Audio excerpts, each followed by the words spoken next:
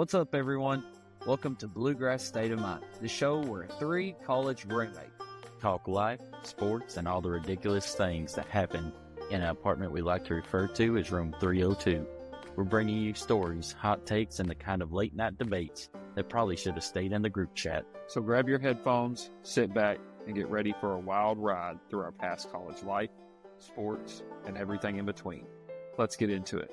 This is Bluegrass State of Mind.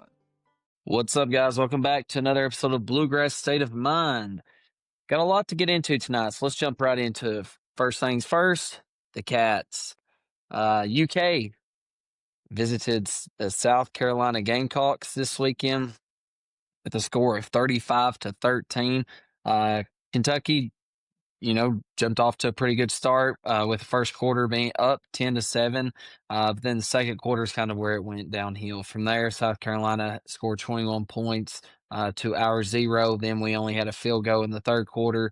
They actually didn't score in the third quarter, but then they did score at the end, and that is where they beat us 35-13. They scored 2 defensive touchdowns in just 3 plays. That was kind of like the big change of momentum. First on a sack fumbled, returned by Jatius Gear, and then immediately on a pick six by Gerald Kilgrove. So they had South Carolina forced 4 total turnovers and recorded 6 sacks. South McGowan had 112 yards on 17 carries with 1 touchdown. That being our only touchdown of the game, LOL. And then Cutter Bowley was 10 for 19 for 124 yards, 0 touchdowns, 2 interceptions. Kind of looked like he was back in high school and didn't really know what was going on. I don't know where the Cats go from here. Honestly though, like, this is, I think, kind of what we had seen coming. We just kind of didn't really want to speak it into existence, but we are existing and it is alive and well. Mason, what do we do from here? What are your, immediate thoughts? Obviously we can point the finger, but in reality, we still have a lot of games. We're not even halfway through the season yet. Yeah, I'm gonna be completely honest with you. I didn't even watch the second half, and I can't tell you the last time that I didn't finish a Kentucky game. At least checking the score, flipping back and forth. I started watching the Penn State Oregon game and the Georgia Bama game, and I did not go back to the Kentucky game. And like I said, I can't tell you the last time I've done that. I think at this point, it's kind of full rebuild mode. I saw some stats the other day of, Joker Phillips kind of last couple years compared to Mark Stoops the last couple years. Very, very, very similar. I think Joker even had, more wins at home against SEC opponents, but it's just starting to feel about how it did with Joker the last couple of years. Everybody's kind of fed up. It's time to move on, for both parties. And I saw something else that said, Mark Stoops, he came to this program, he built it up, and he's going to leave it the same way he found it. And that's just where we're at now.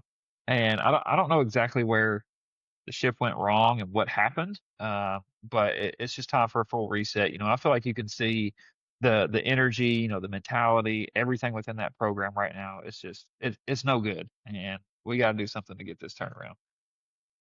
Yeah, it's really sad. That's a great point you made. Colton, you think about what year was it?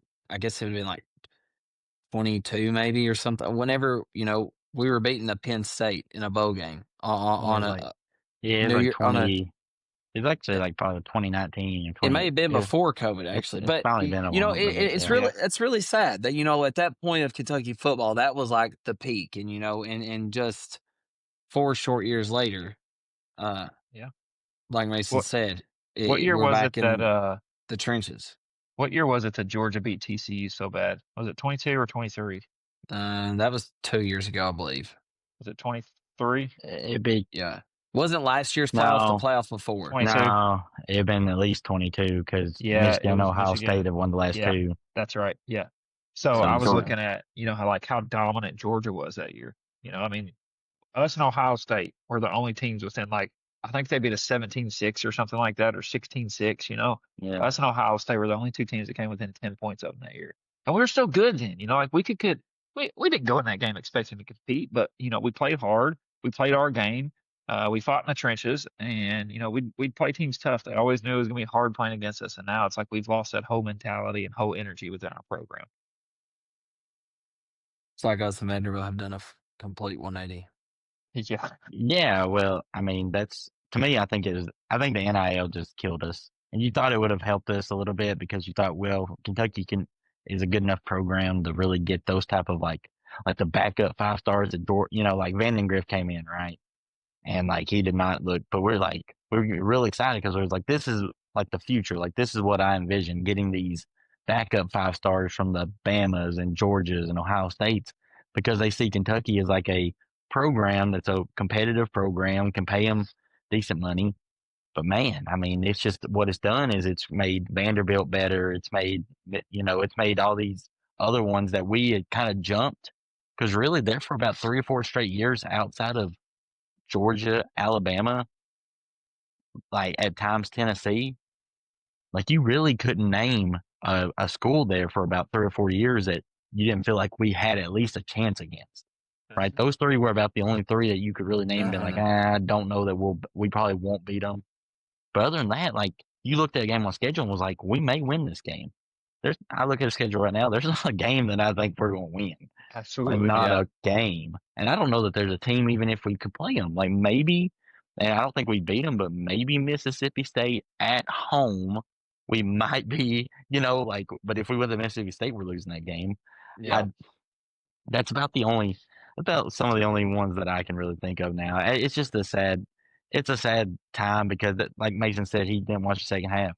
I think that's the majority of fans. Like you're about to have people check out, like looking to basketball, and it's got to get real sad real fast. Like if you're not gonna have anyone in the stadiums, you're not gonna have. It's gonna be empty. Well, I think we're gonna go to the Tennessee game here in a couple of weeks, and I mean, I'm just kind of holding off on buying tickets because I know they're just going to continue to drop.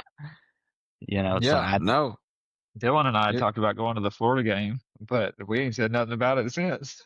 No, I mean, I really don't care about it. Yeah, I mean, and that's the thing about, like, nobody wants to really go watch losing football, and especially whenever you have that feeling of like, yeah, I understand. Like I always will support Kentucky, but I mean, I think anybody would understand where we're coming from. Like you just don't. It's hard to invest. You're there, but it's hard to put anything towards, that program, and your time, money, whatever it is, because you know what you're going to get. It seems like, and that's the way we're headed. But hopefully, some magic could come around. Who knows? So let's not talk too much though about it, because I just feel like there's really not. I feel like we've hit the hammer on the head. We've talked about it. And it's time for change. But let's get to a team that did make some change. And that is the Alabama Crimson Tide. Alabama goes in and defeats Georgia of a score of 24-21. The win that Kellen DeBoer, was that his last name? Yeah, Kellen DeBoer was looking and needing. I think that this, calms the Bama fan base down just a little bit. Say, hold on, pump the brakes. We have a good coach. Not only do we have a good coach, we still have a good team. Alabama hands Georgia its first home loss since 2019, snapping the Bulldogs' 33-game home win streak. Ty Simpson looked great, completed 24 of 38 passes for 276 yards and 2 touchdowns, and he also rushed for a touchdown. Isaiah Horton, which is Alabama's wide receiver, caught 5 passes for 65 yards and 1 touchdown. Gunnar Stockton, Georgia's quarterback, completed 13 of 20 passes for only 130 yards and 1 touchdown. And then just a little bit with Alabama, they were leading 24-21. They had a huge stop on a 4th down attempt at Alabama's 8-yard line with 20 minutes remaining. That was or not 13 minutes, 13 minutes and 20 seconds remaining. Just that, I feel like that, is the foundation for Alabama football. The offense speaks for itself, but being able to keep Georgia only to 21 points and everything that they had was well deserved. I think that, a lot of people was just early on the season. They were like to that Florida State, and Mason, you've stuck with, like Alabama, that was your pick. They're a good team. And that they are. So yeah, I mean, like that's the win that, I think from here on out, there's no question moving forward, and they got their swagger back, I think, after that. Colton, what are some thoughts on the Alabama Crimson Tide? Because I think that's the bigger Yeah, story here than the Georgia yeah, Bulldogs. yeah. I think so too. I think Ty Simpson's a real deal. Like we said it last time on this podcast. Like out of all the quarterbacks that we've watched this year, the ones that were supposed to be the top tier, the Allards from Penn State, the Club Nicks, the Arch Mannings. Give me Ty Simpson as a passer. Like, I mean, he's a Yeah. real deal. Especially if they've got a few other weapons. The Horton that stepped up, that wasn't the Ryan Williams, because I mean we know what he can do. He's kind of struggled a little bit with drops this year. He dropped a big pass at the beginning of that game that was a bomb for a touchdown. He's kind of going through like some drops right now, but I mean we know how talented he is. Obviously, him and Jeremiah Smith are on a level of their own when they're at their top. But to me, I mean, you saw toughness from the Alabama defense like you used to see.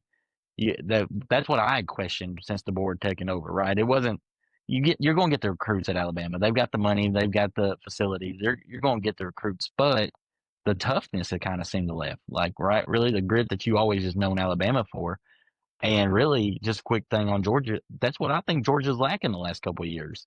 Right? You think about that defense that they had when they beat TCU. They had 11 of 12 guys drafted of the Yeah. starters. Like they were like, you were scared, right? And they haven't had that the last couple of years, and not on the offensive line, not in the trenches. So maybe it's starting. People. I mean, that's how it goes. It goes through spurts, and maybe that's kind of what's happening here. Georgia's still a good team. SEC just beats up on each other. You never really know what you're going to get. But yeah, impressive by Alabama for sure.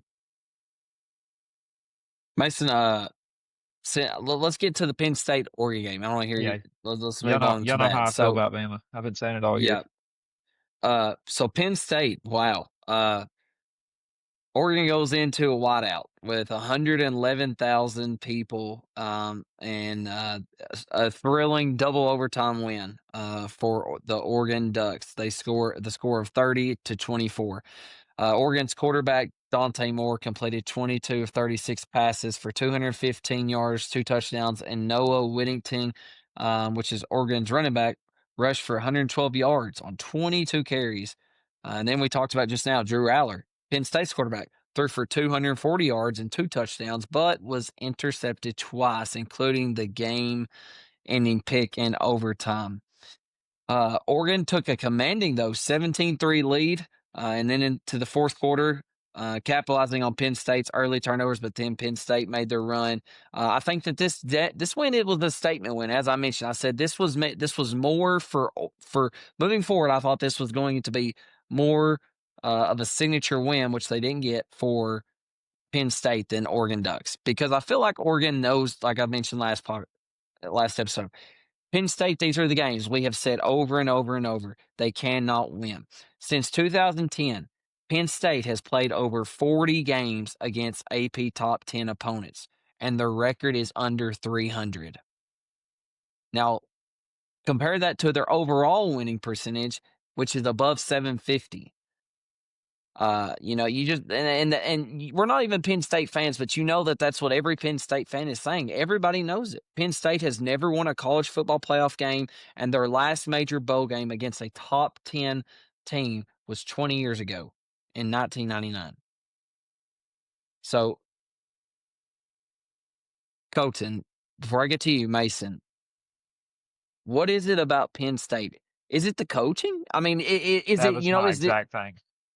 That's exactly what I was going to say. Is I think in these big games, against these teams, you have top level talent, right? It may not be the top level talent that Ohio State has right now, but they have the top level talent that Oregon has. They have the top level talent of some of these other top 5, 10 teams in the nation. But James Franklin, so I think he's been at Penn State since 2014. All right. His overall record against top 25 opponents, 15-29. His overall record against top 10 opponents, 4-21. His overall record versus top 10 opponents in the Big Ten, 1-18. All right. So when you get in these big time games and the talent level is very similar, it comes down to coaching. Yeah, I mean, your players have to perform and execute, but a lot of that comes down to coaching and game planning and putting your players in the best position to win. And I don't watch a whole lot of Penn State games. I'm not a Penn State fan. None of us are. But I mean, with this repeated record going up against top 25 teams, I mean, at some point you have to point at something. And I mean, the common denominator here is the coach, right? You get different players year in and year out. The common denominator here is the coach. So I think it all does boil down to coaching. Tony, me and you have been saying this ever since Penn State. I mean, they can't win. They can't get over the hump. So, I mean, what do you do? I mean, I think James Franklin is a good coach, but I mean, I Yeah. agree with Mason. Like at some point, something has to switch over because Penn State, they're a different breed than Kentucky football. If our expectations, like, we'd love to be like, but the talent that they have, the fan base, like, they got it all. They just got to figure out how to Yeah. win. Yeah. To me, I think they've got I don't know. They've always, to me, played like a very conservative type of football. And, a lot of that's going to come from coaching. Like they're hey, let's try to win in the trenches. Let's be tough. But you Usually have a always good see them run struggle. game. Right. Like, let's run the ball. Let's do that stuff. Yep. And they remind me of like the Titans when Frabel was there. Right. They were going to be competitive in every game because they were going to run the ball. They were going to play hard defense. They were going to play tough. And you just like it seems like that's Penn State style, but then you get like an Oregon who's a lot based on speed, or Ohio State who's got all these playmakers, and they can't beat these teams. And like to me, they haven't switched their philosophy at all. Last year, I thought they had a chance because they had Tyler Warren as a tight end. They kind of had more of an offense last year. They were scoring more points. But man, it just seems like it's the same thing you look at. But now, look, I thought Allard was going to have a better year than what he is. He may not be the guy that I thought he was. I thought they actually had a true quarterback. That's another one that seemed like they were a program that could not get like a true passing quarterback in there, a true like that type of guy. And then, I mean, hey, he's starting to look the same as the rest of these quarterbacks that have come through Penn State. So I think a lot is it on the coaching. Look, I think he is a good coach. I just think his philosophy doesn't allow them to beat the top guys. Now, whether you need to go get different kinds of talent, like a speed guy, like you need to focus on getting speed players rather than tough players. I don't know exactly what it is, but I mean, this is what they're used to. I mean, this is what we're come to expect from Penn State. So, Yeah. No, I mean, it's just unfortunate because of, the whiteout, like it was electrifying, the atmosphere. And, leaving that stadium to lose that game and going into that game, probably in the back of your head is like, we're not going to win this game because we can't. We never can, it seems like. But, just to have that home field advantage, those are the games Penn State you have to capitalize, especially trying to get into the playoffs. Because, I mean, that's Oregon is, I mean, not selling, but they are cruise control. They're a hold of their destiny from here on out. But let's switch over to the pros. Colton, go ahead and let's get into our NFL for tonight. yeah. So another exciting weekend in the NFL. Big story starting to come out now is injuries. Right, they're piling up everywhere, and that's my biggest takeaway from this weekend. You had several good games we'll talk about here a little bit, but man, I mean, you talk about injuries, man. You talk about Joe Burrow is pretty much out for the season now. Malik Neighbors tears his ACL. I mean, you got Lamar Jackson's going to be out a couple weeks. Now, I mean, Jaden you got Daniels was hurt. I know he's coming back, but Tyreek Hill just out for the rest of the year. I'm going to have multiple surgeries. I mean, you have just so many CeeDee Lamb. injury. CeeDee Lamb is out still. I mean, we got a lot of big names out, and you're 4 weeks into the season, and Nick you know Bosa. that happens every year, which is the worst part. Yeah, Nick Bosa's out for the season. I mean, that's the worst part of the NFL. I mean, it happens every year. You're ready for it. You hate to see it happen to anyone, but especially the star athletes that you tune in to watch. But man, that's to me a big story. But yeah, so I think I just want to kind of mention that. I mean, you hate to see that. I mean, we won't really get in that because it's not necessarily something to just like discuss. I mean, everyone's kind of agreeing that it's a terrible thing that we hate to see happen. But another one, but what you got to say, Dylan? I think it's what you're going to introduce. You're going to introduce the game of the week, and then I'm going to ask Mason something. So go ahead. Okay, yeah. So to me, I mean, obviously the game of the week, if anyone watched, it was the Micah Parsons return, Sunday Night Football. coming back to the Cowboys. Everyone all week long on all the talk shows had written off the Cowboys. They were like, this is going to get ugly. Micah Parsons may have 11 sacks. He may have, they may beat them by 30. And the game ended in a 40-40 tie. A tie. But, what a game. Offensively, it was a great game. Defense obviously wasn't so much. But, it was an awesome Sunday night football game. I'll let Mason get in. Tell me, Mason, what do you feel about your Packers? How are you feeling about after this game? Or we'll let Dylan, what do you want to say? Yeah, Dylan? that's what I just want me and Colton both. So, Mason, before I ask this question, though, I do want to make this comment. Listen, this goes back to what I think me and Colton had stated this. Mason, you may agree. Dak Prescott is a good quarterback. That game, if you watch that game, showcase why he is a good quarterback. And again, I think he can lead a team to the playoffs, and if they're playing well enough, they can get to a Super Bowl. They can. Now, obviously, a lot of things have to go the right way, but Dak Prescott just showcased to you why he is and why he gets paid. I truly believe he is a great quarterback. But, Mason, my question is, do you think that you jumped the gun a little bit on your Packers because you take a look at these 2 away games and their defense has not traveled well? Saying away from the game, away from I was waiting for the away Sam. games. So what did you jump to? No, I don't think. You lost to the Browns. Yeah, I know. And do you hear how many offensive linemen we have out right now? You know how important that is in the NFL. Did you hear them talking about it? We have rotated like 4 different offensive linemen in already this year. I'm not worried about it at all. Darian Kennard got the start. Former Kentucky boy, right tackle. Yeah. We didn't have Jaden Reed. We still don't have Christian Watson back. We were missing 2 offensive linemen that are starters. Like, I'm not worried at all. Yes, the Cowboys came out and put up 40 points against us. But like you said, Dak Prescott's a good quarterback. That's going to happen in the NFL. You're going to have teams who are going to put up points. They're going to have a good night. They're going to make plays. Browns game, that was atrocious. But I'm not worried. I think we're still one of the best teams in the NFL. We just got to get healthy. Like a lot of teams right now. You're saying injuries. These aren't our star guys, but you look at us. You look at the 49ers. You look at how many injuries there are right now. And I think that just goes back to showing in the NFL, how important it is to have some of these guys who can step in there and take over. But the biggest thing that just drives me nuts, how do you let a professional game end in a tie? It drives me insane. I cannot stand that. I know it probably doesn't happen maybe once a year in the NFL, but it shouldn't happen once a year. No, it should happen 0 times. It should never happen.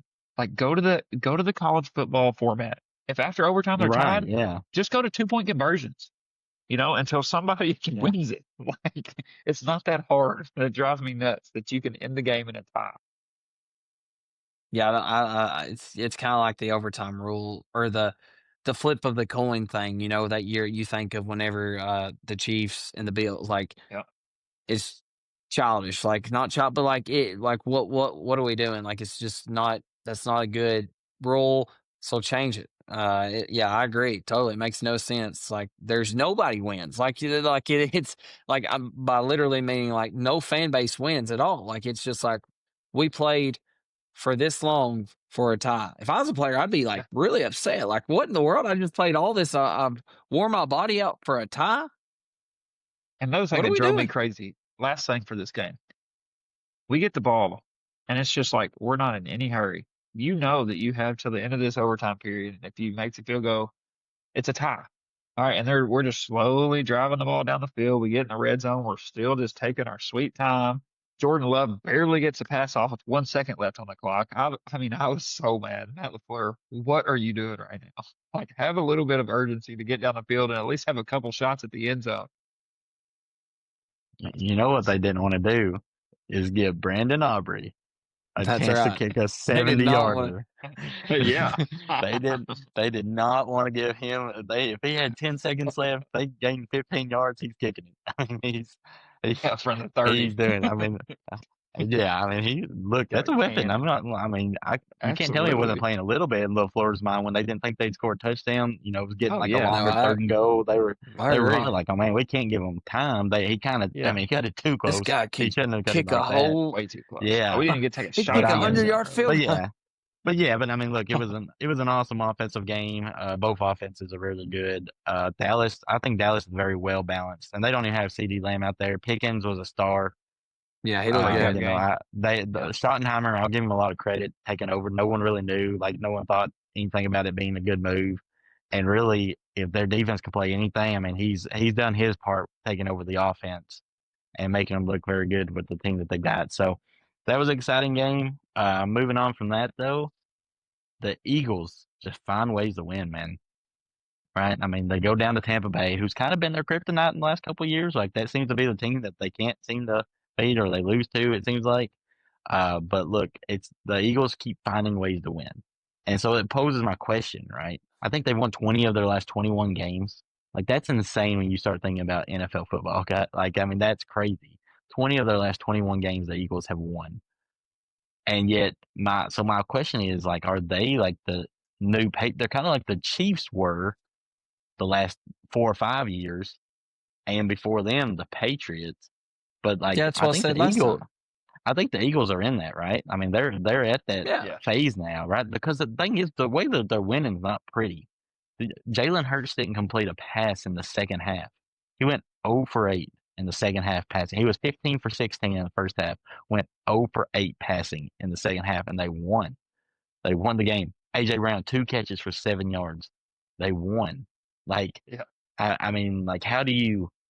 I mean, you find ways to win. That's what the Patriots used to do, though, right? Whether it was a big defensive stop or whether it was some backup running back having a big late game touchdown or a random receiver catching a slant for the win. Like the Patriots found ways to win, and that's what the Eagles are doing right now. And now, do you think it's sustainable? I'll say that. Like, do you think it's sustainable to like going forward this year? I mean, I don't know if y'all watched much of the Eagles. We should have probably had Ethel on for this one, but yeah, I mean, my thing is, I don't know a lot about their contracts. That's one thing I don't know, but obviously, it's going to come to a point where they got to get paid again. Like I said, I don't know, but I don't know their contract situation.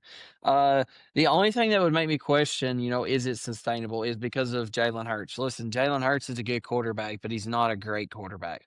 I mean, he does not hit me as a top 4 or 5 quarterback in the league. I mean, he's behind Mahomes. He's behind, Jackson, Joe Burrow when he's healthy. Burrow. Allen, Jackson. Like, I mean, like he's down the list. So that's the one thing. And the one thing that, when you think of sustainability is at the quarterback position. You look at the Patriots, Tom Brady. Look at the Chiefs, Patrick Mahomes. Like, that you've got to have that person because at the end of the day, you gotta have the playmakers, but before you have the playmakers, you gotta have the guy who can get to your playmakers in the crunch time situation. So I don't know. That's a good question. I think that he's got to improve to get there. Let me ask you this, Mason.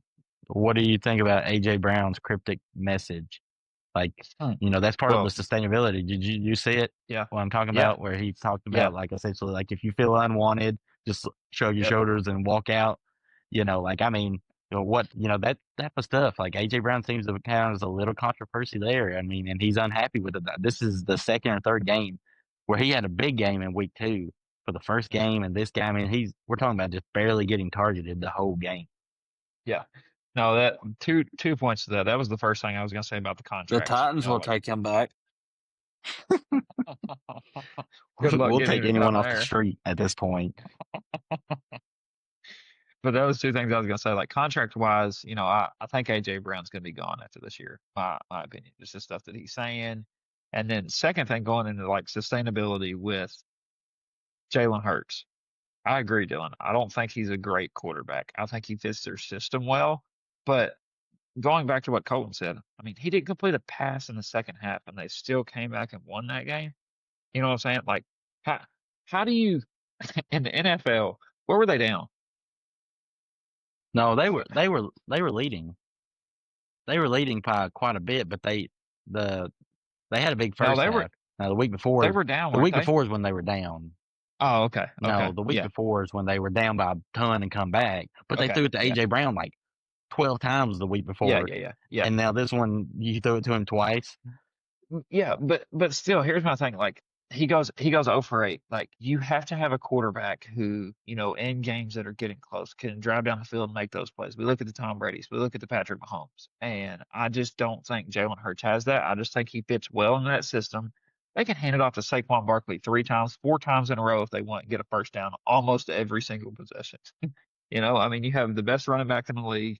You have a great offensive line, and Hurts is able to use his legs, so I think that opens up a lot. But I don't think it's sustainable because I don't think that he has that ability to lead those game-winning drives, in tough situations that the Tom Brady's and the Patrick Mahomes did so often. Yeah, no, you're right. You got any more on that, Dylan, or else I'm gonna move on to the next. I'm So ready to move another on. topic, just for y'all to talk, just think about. Obviously today it came out that Dylan Gabriel will be replacing Joe Flacco as the Browns starting QB, and that Joe Flacco will remain as QB2, and that Shadur Sanders will remain as QB3. So, man, I mean, to me, that's kind of interesting. I just want to get your opinion. Like, what's this mean for Shadur, right? Like, how much of it is a knock on him? Like, is it? You think it's a personal thing? Do you think he really is just stuck there in that the QB3? But what do you think, Dylan? I don't know. Like, I mean, did y'all see the interview he done? Like, where he Yeah, I mean, come on, man. he didn't like that was really childish of him. But like, just going back to like your real question, like I don't know. Like, I guess what my question is, I want to know why. Like, because I feel like there's not really been a statement as to why they're making these decisions. Not that they have to give us anything, but like, is it because he just can't perform? Like, because I've not heard a coach or I've not, at least I have not heard that come out at all and be like, he's just not as good. Like, so then that gets me to thinking, like, is it something like off the field personal? Like, is it because of everything that they had got to say? Because like, when you think of just a year ago, Shedeur Sanders was, in my opinion, one of the top 2 quarterbacks. I mean, like, he was making, with a terrible offensive line, and I know we've already talked about this, but he was making NFL throws. He was being able to stay in the pocket and make passes. He was being able to create for guys who were not your 5 stars. And Dylan Gabriel was not that. I mean, Dylan Gabriel was a good quarterback, but he was at Oregon where you had all the talent in the world. So I just don't know why. And if that's what the Browns are going to do, let the Browns be the Browns. That's why they're the organization that they are. I mean, it's just because of that. It just doesn't make sense to me. I'm not even saying I'm a Shedeur Sanders fan. It just, based on my IQ of football I'm watching, he looks like he is the guy that could make the plays over Dylan Gabriel. And I've not heard anybody say anything as to why they're doing what they're doing. So it just don't make sense. Yeah, go ahead, Mason. I agree completely. I mean, I really don't get it at this point. Give him a shot. What is there to lose? I mean, you ain't good. Throw him out there. You kind of took him for a reason. And it comes back to me as well. Like Shadur's sitting in this spot, and it takes me back to make me think that some of this is more off the field stuff. His comments, his immaturity, because in this position right now, he could have been drafted by the Ravens. He'd probably be getting a start this week. With Lamar Jackson being out, he'd probably be getting a start this week. And yeah, he's not going to take over from Lamar Jackson, but being able to learn from Lamar Jackson, I'm not saying Lamar Jackson's the best pocket passer in the league because he's not. But being able to be in that system and sit back for a couple years and learn, and I think that for me now, but he told him he didn't want to be that, right? Exactly. Yeah, he told them he didn't want to be the backup to Lamar Jackson. He didn't want to sit behind somebody. And, I think for me now, everything that's kind of happening and transpired since that, and seeing this now, I think for me, it just has to be, his mentality, his immaturity, the way he goes about things. I think that has to be part of it. Because like you said, Dylan, I think he has attributes. I know it's college compared to the NFL, but I mean, he didn't have the talent that some of these other guys had. He was out there making plays that we didn't see anybody else make. So yeah, at this point, I think it has to be the attitude, mentality that he has. Yeah. Yeah, no, I agree. I just real quick. I mean, I think that two things that I wonder. One is the gap between him and Dylan Gabriel that big that we just don't see? Is it that big? And my only thing with them not making him the backup to Gabriel now, like not moving Flacco to the third, has to be like a media thing, right? Like because I feel like all the media, if you make him a QB2, then I feel like everyone's just kind of been like, oh, the moment that Gabriel's like even limping, it's your time. It's your time. And to me, I don't think that gives Gabriel a chance. Here's the thing. He might be, I mean, I'm not, who am I to question whether or not he's going to be that good or not? He had some moments in the preseason there, his last game or two, where he looked like he ran the offense better.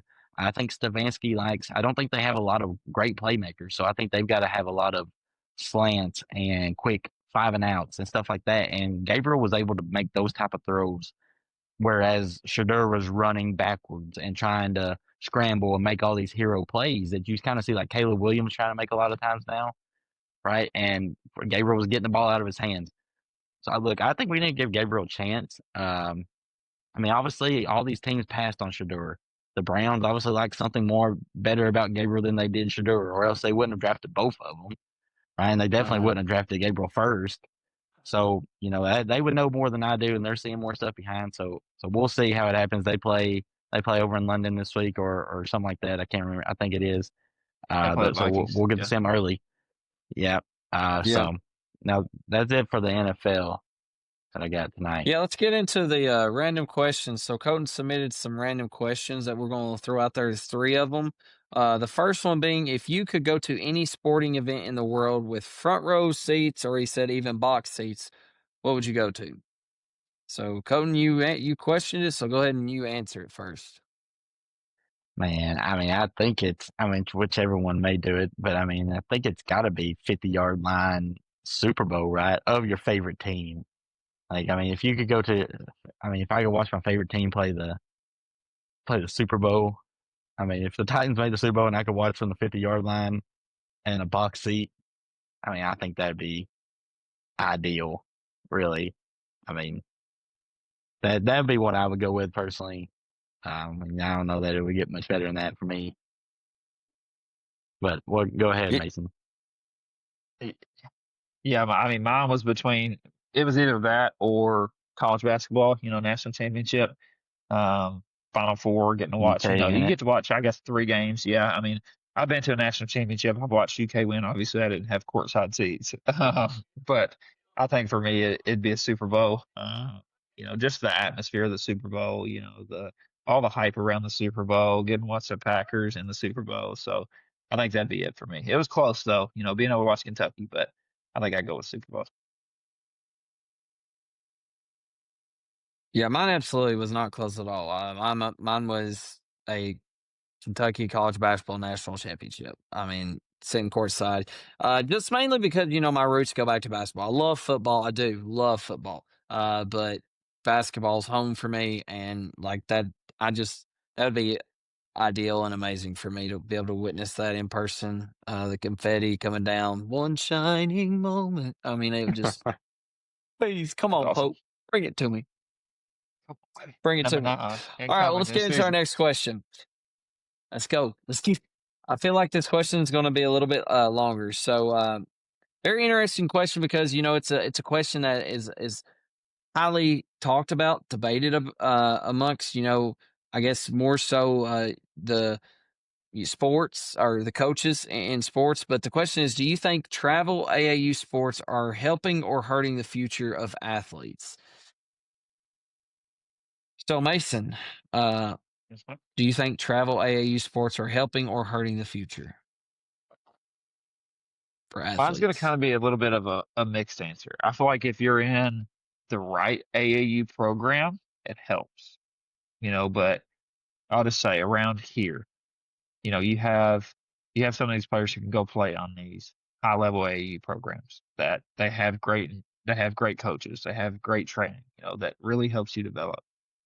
And then you have these other people whose kids may not be able to go to those teams, and these other teams start up more local AAU teams, and I feel like a lot of that is, you get to play a little bit more, you get to see different competition, but at the same time, I feel like you can develop bad habits, when you go that route. So it's a little bit of a mixed answer. I think it is. It is for the higher, and this is going to sound bad, and I don't mean it bad, but if you're in the right program that are traveling and get to see that competition, and you're practicing, 2 or 3 times a week. You're not just this AAU program who's going out there and practicing once a week and goofing off and pretty much just going out there during practice and scrimmage. And if your practices are focused around development, you're part of these programs who have established themselves, have a good name, have put kids at the next level, then yes, I think it's helping grow the game. But I think at this point, it's gotten to where there's too many AAU programs, too many things going on that just develop bad habits and give kids kind of the wrong idea on how to play and don't teach the right fundamentals. Yeah, my answer is for this would be a yes and a no. So I'm gonna kind of go a different direction. So I'm gonna list the things of why I think it's good, and then the reason why I think it's bad. But so the positives to I think travel teams is exposure. You get to expose not only your talent, but you get to expose yourself to just different environments. You get to travel. The competition level is usually much better.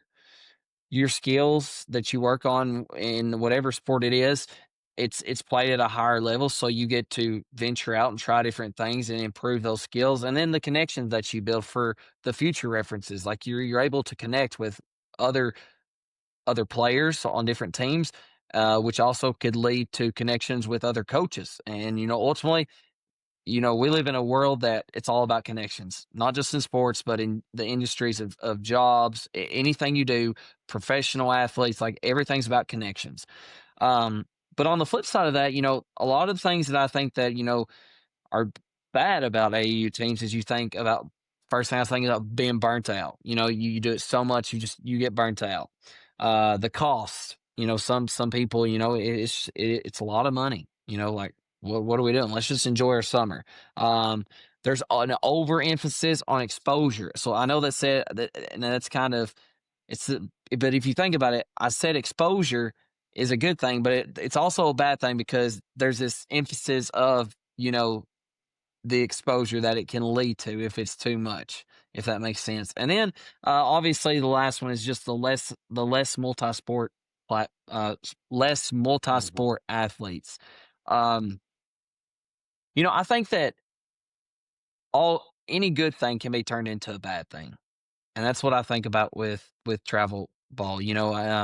When you talk about small communities, I think that I think it's great, but whenever you and I'm not talking about our community. I'm just talking about any community because whenever you take kids away from their inner league that's in that community to run a travel league, I think that's detrimental to the community itself because then you have kids who can't afford to go do that. And like I said, me and Colton, we've talked about this. I mean, we used to play both. I mean, we would do the AAU. So like, I'm not going to sit here and say AAU's back because that's what I've done. But I also played my home league as well, and that was after the fact.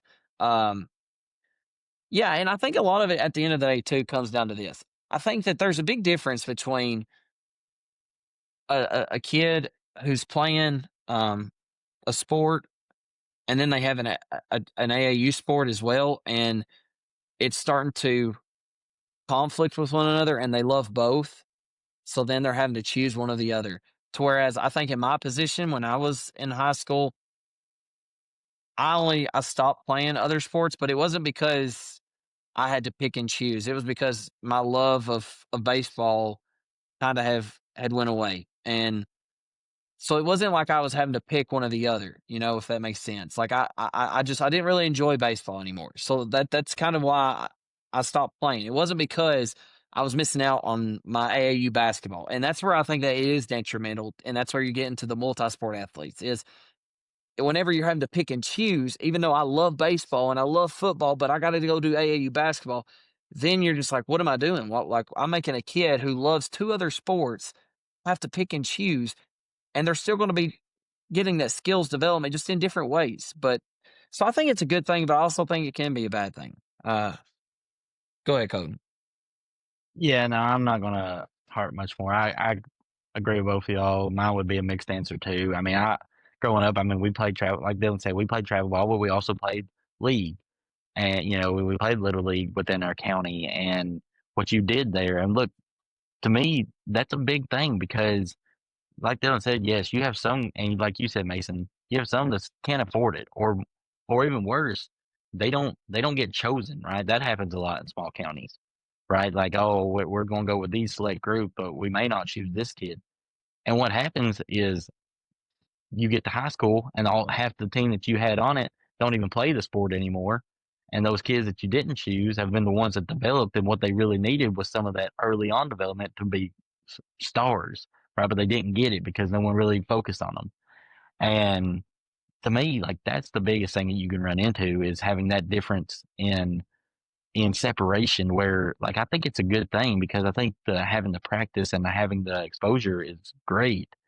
But I think that the moment that look, LeBron James is supposed to be the one, right? The prodigy, the guy that come, and he's playing football, right? I mean, he could have ended. I mean, his career could have. I mean, he could have tore an ACL, and here he was going to go number one in the draft, right? Like, I mean, like this guy was still playing multi sports, which the kids are getting away from now, right? They're wanting people to focus on these sports, and we're talking about. To me, I think there needs to be a realistic talk too, because I think a lot of parents, everyone wants their kids to be great, but that's just a parent thing that you want your kid to succeed, you want your kid to be the best. But you have a lot of parents who push their kids, and a lot of kids that don't have it, and that's not me trying to be mean, but they're not going to go pro in this, but yet they make them spend hours and hours and quit other sports and do all this and focus on all this, and yet, like, where are they ruined? Like mine, it was always, hey, you better make sure you do good in the classroom first, and then we'll worry about sports. But at the end of the day, we were going to play all these different things and give it our best shot, and I think it's just well rounded that way. So I honestly think that today's AAU and travel ball isn't a great thing compared to what it was. Not saying there's not some things about it that are good and can be. I just think the way that it's changed and how much money it costs and the way people go about it, Yeah. I think it hurts more than it actually helps in a lot of ways. So, Yeah. Colton, our next question is, what college do you think has the best pep section? And let's not spend too much time on this so we can get into our Ryder Cup and Pick Ems. So, short and sweet, what do you think has the best pep section? Roll Tide. I'm all in on Alabama. When you take football and basketball, like their basketball gym is not that big, but their student section over there is pretty crazy. And of course, the football stadium pep section. And you turn on Dixieland Delight, I'm all in. I'm all in. I mean, Yeah. I'm big on Alabama. I actually had Alabama wrote down, and I gave another one just in case, so I'm going to go with it after I hear Good pick. Mason's. But I figured somebody would say Alabama because. Go ahead, because Go ahead, I mean, Mason. I had Bama What's too. another? Mine was Bama. Okay, well I then, mean, you think about give me. everything Colton said. Yeah. Yeah. Well, give me the 12th man. I'm going Texas A&M. Good one. Football speaks for itself, but if you've ever been to a basketball game, all the little I mean, they have it all. I mean, they are one of a kind. I don't understand it, don't get it, but they are a passionate fan base, it seems, and especially their students. The dances, I'll tell you though, another I good don't one is understand, but I guess. another good one is Florida. You think about, like, when they're good at football, I know they kind of been down, but when they're good at Yeah. football, the swamp gets to rocking. You think about anytime you go down there and play at Florida. I know it's, we watch most of the games against Kentucky, but Yeah. that place is always rocking whenever Kentucky goes in there. So Florida, SEC, man. I mean, can't beat it, right? Yeah. It just means more. All right, let's get into our Ryder Cup discussion. This probably is going to take a little bit. So, Ryder Cup. Europe wins 15-13 over the U.S., marking their first victory on American soil since 2012. Day one, Europe had 5.5 points to U.S.'s 2.5 points. After day two, they expanded their lead by a bunch, expanded their lead. Europe was at 11.5 to USA's 4.5, and then made a almost miracle comeback. By the end of the day, we was only down to 15-13. Europe has now won 7 of the last 10 Ryder Cups. Even though golfer for golfer, the U.S. seems to be much stronger teams. Europe, that they shine in a lot of different areas. But Colton, I'm gonna hand it over to you. Where do we start? What do we want to start with? What topic would you like to Yeah, start to with? me, And then we'll go from obviously, there. it's heartbreaking. It's heartbreaking to have a loss, and the way that it was. Obviously, America almost had a great comeback. The score ended up being a lot closer than it was. Right, like if you watch the first 2 days, it was not that close. The singles helped us get back into it. But man, to me, my biggest thing is we keep watching this the last couple of years, and foursomes, alternate shot, like they're dominating us. Like I mean, they just are. Bang. And you keep Bang. wondering, like what is going on? Like, is it a team? Like, is it a continuity thing? Are we just not making putts? Are they better than us? Like, what's going on here? And to me, like, I think that's my biggest question. Like, what makes Europe so good at that type of stuff? Like, what do y'all think is their secret to being so good? I don't know if I know the secret, but I do want to comment on this before I get over to Mason because I had something very similar. I do not like hearing everybody talk about like what is it, like what's missing. It's everything. It's very very easy if you look at it statistically speaking. And I know everything is more than statistics, but that tells you everything. It's foursomes. Foursomes is everything. And I'm gonna give y'all a little stat. I looked up because I took a lot of time looking at it, and then it really opened my eyes. Like, man, that's exactly why. Foursomes is the first match and that sets the tone. That is what sets the tone. So just in the past 4 Ryder Cups, Europe in foursomes goes 4-0, 3-1. 2021 US goes 3-1, 3-1. In 2023, Europe goes 4-0, 3-1, and then in 2025, Europe goes 3-1, 3-1. Europe's record in foursomes the past 4 Ryder Cups is 22-10. And that's it. That's what sets the tone. And we can never. It's just like. But let's think about it. If we put 4-ball first and then foursomes, or even singles first, listen to this: 2019 4-ball US 3-1, 3-1. 2021 US 3-1, 3-1. Europe 2023 2-1, USA 3-1. 2025 Europe 3-1, 3-1. USA is a 16-13 record, pretty equal. And then singles, it's not even close. USA 2019 8-4, 2021 USA 9-3, 2023 USA 6-6, and then 2025 USA 8-4, 31-17. So it's not close. It's just the foursome. So yes, Coach, and the question is, what is it? How in the world are they that much better at foursomes? Mason, comment. Go ahead. But that's what it is. Yeah, I really don't know what it is, but that's all. And Colton, it's like you mentioned, is it the chemistry, is it the camaraderie they have? Is it more trust they have in one another? Like I don't know if it's okay. If I step up here and hit a bad shot, I know my partner behind me's got my back. I know he's going to put me in a decent position to at least tie this hole. And I don't know if it's more pressure and nerves from the USA guys. Like, okay, I have to hit a perfect shot. I really don't know what it is, but Dylan, you brought it back to it kind of sets the tone. And correct me if I'm wrong, but doesn't the hosting team's captain get to choose if you start with 4-ball or foursomes, right? Don't you get to choose what you want to start with? Yeah, I can't remember. It's either that or in the President's Cup, one gets to choose. I may be I'm both. pretty sure I'd be rocking with I'm 4-ball pretty then, because sure on stats.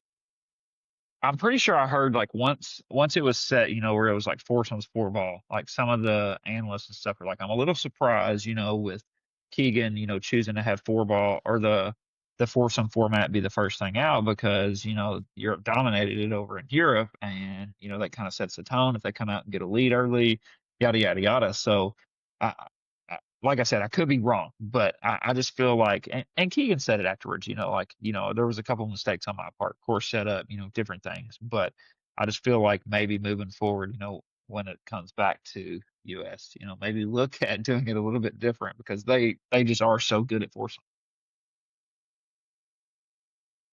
And a lot of it's like Cohen said, you just got to make putts. I mean, Simple as that. I mean, all Yeah. weekend, Conan was just texting us like we couldn't make putts whenever. And when we would make a putt, John Rahm would, and Tommy Fleetwood and Justin Rose, not necessarily Roy, but those three I feel like would just always, especially John Rahm, make a bomb like on us. Like what?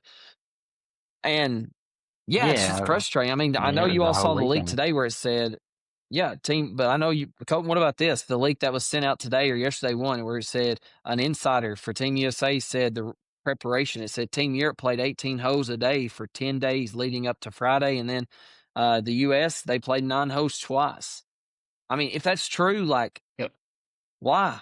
I know we played a tournament, but like, you would think that like I truly thought Keegan, if this is true, I thought like Keegan was the definition of preparation. Like he is prepared. And I'm not saying he wasn't, but that doesn't hit me as prepared when comparing it to Team Europe. So then, I've never Yeah. been the one to No, like, I this agree. means more. But maybe it does. Yeah. I mean, I like maybe it does mean more to them. I don't That's know. what It's I just so said. I said, frustrating. honestly, I said to me, I said, and I'm not questioning any of those guys. Like I know everyone on that USA team wanted to win. Like there is not a certain person that didn't probably take it to heart when they lost it. But look, I mean, I said it before. You ask half that European team, or you ask the majority of that European team if they'd rather win that Ryder Cup right there away on American soil, or go win a major. For the ones who hadn't won a major, especially, they would have all probably said the Ryder Cup. Could we got the same answer from some of these guys, right? I mean, and that's not me questioning any of them either. It's just a matter of I'm like you, Mason. Here's the thing: alternate shot is about trying not to mess up your buddy, right? Like it's a Yep. nervous game. It's a nervous format because you're sitting there thinking, I don't want to make mistakes. I don't want to put them in a bad position. And I just think that the Europeans play aggressive in it. Like that's the difference. Like they don't play scared. Where I think we would leave putts short. We would play an extra break as if we didn't want to like leave it below. Like to me, I didn't even in that type of format. I don't even care if you miss it below the hole, but you got to get it there, right? We were playing break that wasn't even close to making. And I think it's because they didn't want to be like, oh, that whole saying, you play scramble golf, don't the last guy goes, don't leave it short, or don't, you Yep. don't put it below the hole, and then also you make a terrible putt because you don't want to do either of those. Yeah.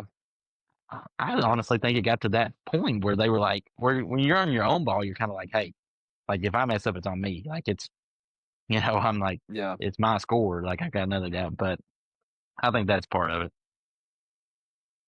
Well, other than that, I guess the other big story, obviously, for anybody who watched golf or the Ryder Cup is, the amount of criticism that Rory McIlroy faced, not only him, but Europe. And, they're talking about, it went too far. So I'm ready to speak my mind, and I want us to Let's debate. hear it, Dylan. I want Come it, on. but I want to make it clear first, though. The comments that the fans were saying that were negative or really dirty, the cussing, going at his personal attacks. I'm not excusing any of those, and that whenever I'm referencing to what I'm going to say, I'm not referencing those because I agree. Yeah, out of it, if you know me, that's not like what I would do or stand for. So I'm not sticking up for that. However, though, Rory McIlroy said in his press conference, golf has the ability to unite people. Golf teaches very good life lessons. It teaches etiquette, how to play by the rules, and respect for others. I think that's the biggest baloney ever. And I know I went on whenever we was talking about the Masters, how I didn't really like Rory, but I hope he wins. I don't like Rory again. Don't like him. And the reason why is because of comments like this and the way that he approaches things. I think he is one of the biggest babies on tour. And yes, he's a leader on tour. He's done so much for the PGA Tour. But when you think about a guy who doesn't go to press conferences, who leaves immediately after the U.S. Open, who whines and whines about other people, and then he's going to sit there and say this about golf etiquette. Is golf etiquette a golfer who's going to cuss at the fans? Is golf etiquette one who's going to flip them off? Yes, I know they're making attacks on you, but here's what my reason for that is. you go at the fans back. Let me put this into perspective. With Scotty Scheffler going into Rome of 2 years ago, did he receive the amount of heckling that Rory did? No. You know why? Because they're two different people. Scotty does not change up. He doesn't interact with the fans of that nature. So if you're going to dish it out, you got to be ready to take it back. And I'm not saying excuse him. What the fans were saying were excusable. That's not my message here. But it kills me how he talks about, in Europe, we're going to be respectful. No, I heard whenever Keegan said on his press conference, a lot of things in Rome were really bad. I believe that. Like, fans are going to be fans. What did he expect coming into New York, being a so-called villain? And then I think about this. I'm not going to speak up just for Bryson DeChambeau's the same way. Bryson DeChambeau gives it out. So he needs to be ready to take it back. If he went on and was saying golf needs to be respectful and all this stuff, it's not etiquette, then I would be saying the same thing. I mean, obviously he's U.S., but I mean, and then did y'all see Rory cover up Bryson DeChambeau's name? Like, that's real respectful, buddy. You just said you're going to be respect. Like, I just think that I don't think he can't say both things and be like play the victim here. Like that's what I'm gonna say. Colton, I want to hear your thoughts, and then Mason, you can clap back at Colton if he disagrees. But I mean, like I just want honest opinions. Like I'm not excusing for the behavior that was had. I think it probably was too much. I just don't like the fact that Rory's playing victim here. And so is Europe. Whenever they're sitting there going crazy at the fans, like yeah, but like do it in a respectful way. Yell, but don't say some of the stuff he was saying too.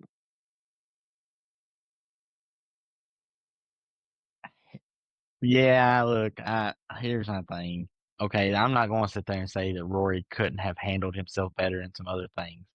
That's not why. Yeah, he didn't need to turn around and say shut that, whatever up and all these things. Like, but at the same time, like I just try. Look, I've always been big on Rory because he got a lot of hate early when it was so unnecessary. And what I think it's just done is build up over time. And you see these, I think it's just took a toll on him now because, I mean, But why does it build up though, he Cole? won so Why does it build up? because here's my thing, Dylan. Here's my thing. It's like no one says anything about Scotty right now. But give Scotty a 5-year drought, and people will talk about how terrible he is, even though he's the best person. Every article you'll read is about how terrible Scotty Scheffler is, how he's fell off, how he can't play golf. Like this is what was happening with Rory McIlroy, and then we don't know that Scotty. Look, guess what? we want to say Scotty's that bad. If you don't like Scotty it, started play missing better. some putts and wasn't winning early. But what I'm saying is, we want to say there and say Scotty's and look, Scotty's a great guy. Like no one's questioning that. But watch Scotty not win early on and watch him miss those putts and watch the way Scotty acts. And everyone's like, wait, what? I thought Scotty didn't cuss on the course. He does. He yells. He said, No, he's dropping F-bombs on the agree, course but and the camera's having to cut off. Like, what I'm saying is, so when Rory But there's was a on difference that between drought, that and going at he was doing, fans and not doing your qualified stuff. And that's yeah, what it seems like Rory does a but lot what of. I'm saying, Dylan, yeah, okay, but here I'm just saying, like I think it built up because it was the same thing. I remember where I was when you text and said Rory's done, he's trash, he's never going to win again. Went on to win like another 10 times since you said that. But like he was getting that type of hate randomly from people, and now he fed up. He made some comments he didn't need to make, and now people heckle him about it. That's probably fair for them to heckle him about it. But I'm not there. I don't know that they weren't saying something about his wife or his daughter or something like that. Dylan, if you were getting ready to hit a shot and someone made a comment about Claire or your boys, we would probably see a side of you that we have never seen. Yeah, All fairness, and and you'd see, be but I'm rightfully not so. excusing that. So like I'm we not don't know excusing that. The only thing that I'm making, So like, but I'm making a point that he's playing victim. Like if you're going to cuss and go crazy, then just own it. Just own it. Don't play victim and say, "Oh, we're going to be so respectful in Europe." Like just own it. Like don't play the victim. That's all I'm saying. I agree. If somebody did make those comments, yeah, but I'm not gonna sit there and play victim card too. Whenever you're going back at them and doing everything before then. Go ahead, Mason. Go ahead. Yeah, I mean, here's my whole take on it. One, I am not condoning what they said either at all. Some of the stuff they probably said was completely wrong, completely low down. But let me tell you this: in any sport, That's part of it. You're going to get people who trash talk. And whenever you feed back into them and you give them something back, that's exactly what they want. That's exactly what Rory did, and it makes it 10 times worse. So I'd say that, yeah, there were probably some early on that were uncalled for, shouldn't have been said. But then you get to the point where he starts snapping back at people, and that just makes it worse. People are going to start saying it even more. They're trying to do that. They're trying to get in your head. And then second, like you said, Dylan, I think that he is just an entitled hypocrite. All right. See, at this point in his career, Colton, you said he went through this drought. People are saying stuff, yada, yada. That doesn't give him the right to say all these things now. Now, once he starts winning, he starts playing better, he wants to come back and say all this to people. If you don't like what people are saying about you, then just play better. Keep your mouth shut once you start playing better. All right. But he wants to go out here and say, like you said, Dylan, it's a respectful game. They won't be like that in Europe. Golf is supposed to be this. Golf is supposed to be that. I saw a video on TikTok, and it might not have been the whole clip. I really don't know. All right. But guy walks up, and Rory's ball was like sitting on an acorn, right? Guy's standing there recording. He's like, "What do you think about that acorn?" And Rory just kind of looks at him. And then Rory's standing there for a second. The guy was like, "No, for real though." He was like, "I think if you try to move the acorn, it's going to move the ball." And Rory gets ready to, or no, Rory steps away for a second, and he comes back and he just kind of mumbles under his breath, F and B word. Like, out of nowhere, like, what are you doing right now? What? And somebody could have said something else in between that. Who knows? But I mean, that guy, from my point of view in that video, that guy said nothing wrong. He's just over there having a good time. Hey, what do you think about the acorn? Hey, don't move it or the ball's going to move. And then Rory just snaps back at him like that. So, and granted, I kind of liked Rory before, but what I've seen throughout this season and some of the comments he's made, I don't have to go to the media. See, that's my thing. That's my whole thing with him. Rory's playing good. He wins the Ryder Cup. He thinks he can talk all this junk. He can talk whatever he wants. Going throughout the season, he's not playing well. People are asking him questions. Yeah, I agree. I'm going to skip media. I'm going to skip media day. Blah, blah, blah, blah, blah. Yeah. Get out of here with that mess. This made me not like Rory. He is. This is a type of guy. We got it. That man don't owe anyone anything. Give me your final. He doesn't owe anyone anything. That makes me want to punch him in his face. He doesn't owe anybody anything. But don't play victim. That's all I'm saying. Like, don't whine. He doesn't. Okay, I get that. But he doesn't need to whine and then be on cloud nine. And then whenever he's losing, he's just walking out. But give your final thoughts, Colton, and then we got to get going. I'm just saying, like, Rory's a top 10 player of all time. All that he's done for the game. And Absolutely. The thing is, he took over as the face when Tiger went down. Like, he took over, and he did everything. Let me ask you, besides these, what's the worst thing you've ever heard about Rory? Maybe something with his marriage, right? And it's just upset, right? We talk about how great Tiger is, they're Tiger fans. Personal life wasn't something to be necessary, right? Like, the worst thing that we've ever heard about this guy, and maybe he had some trouble in his, like, right? I mean, he's done it the right way for a long time when he was expected to, before he even got to the league. Like, I've got the mad respect for him. I'm not saying he responds always the best, but he took a lot of criticism when it was unearned, and maybe he just built it up and he didn't handle it at best. But that's my final. All right, Coach, lead us in the Pick Ems. Announce the games. We'll give our picks, and then we got Andy. All right. First one, shocker here, UK, Georgia. Give me dogs. Okay. Give me the dogs. Yeah, everyone's unanimously on Georgia. All right, next one, Vanderbilt at Alabama. Right, I mean, at Vanderbilt, sneaky good. Diego Bavia, been in the league 7 years. Like, I mean, Vanderbilt's sneaky. Went on the road to South Carolina, put a beat down on them. Right. Yeah, spreads at 10.5. Give me Alabama. It's at home. I mean, I like Alabama about too. 2+ touchdowns. I just think it won't be close. Last year. I think it's going to be a little sour. So, really, yeah, it won't be close. Okay. I mean, I like that. All right, we're going to go to the crosstown rivals, who are currently 4-0, but they are playing a ranked Virginia team hosting. So we have a 4-1. Virginia pulled off the upset against Florida State last week on a Friday night or something like that randomly. So for Virginia comes to Louisville. Who we like here? Virginia's ranked 24th. Louisville's 4-0. Do we like Louisville? Give me the Cavaliers. Yeah, give me the Cavaliers. They're going to be running off a big win. And, you know, I watched a lot of that game. They look good. Got a pretty good run and pass game. Big dub here. L's down. Okay. I'm I going got Louisville. you. I'm going to go. Yeah, I think I think I'm going to go Louisville too. I haven't got to watch them a lot, but I think this, I feel like the ACC just made for that, right? Like, I mean, I don't know how good Virginia actually is, right? I mean, I don't actually know. So we'll see. I'm going to go Louisville though on it. And then there's another, Texas at Florida, right? Arch Manning he hasn't really played anyone since the Ohio State game. He's looked a little better in his last game.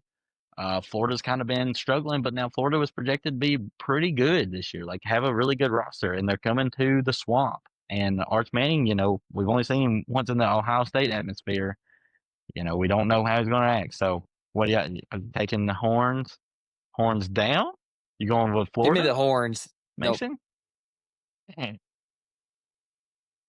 Um, You going with Texas, no, Mason? I want to take if Wagley had been playing Just better, I would take take it. Florida in the Swamp.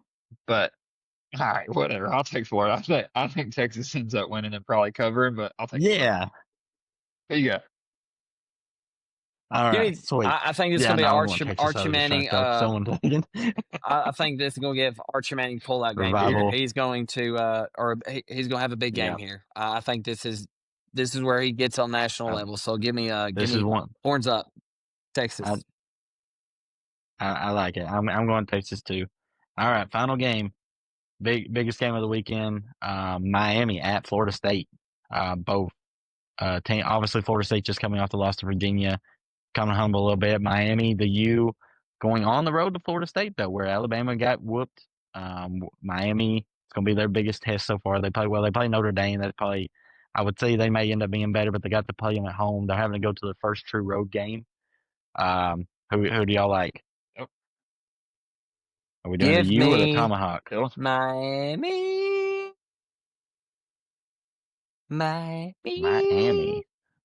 Bulldog. What about you, Mason?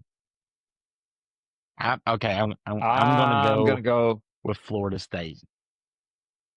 I'm going Florida State. I just think on the road, I think it's a tough atmosphere. I think this is where Carson Beck shows a little bit more of what he was last year. This is where I just do. Okay. Who you going with? I'm gonna go Miami. I just think it is gonna be a tough game. I think it's a bounce back game for Florida State. I just think Miami's too good on both sides of the ball. That's fair. All right, we got our pick 'ems locked in. Yep. We are running a little late though, fellas. This episode, we might need to carry this Rory controversy debate over to another episode. I feel like and maybe get somebody else involved. Little 2v2 action. So sorry about running over tonight, guys. Yeah. It was a good episode. Enjoy everybody. As always, go Cats. Go Cats. That's a wrap for this episode of Bluegrass State of Mind. If you enjoyed the show, make sure to hit that like button and subscribe so you never miss an episode. Also, be on the lookout for our social media pages and be sure to follow them. We've got plenty more stories, insights, and conversations coming your way.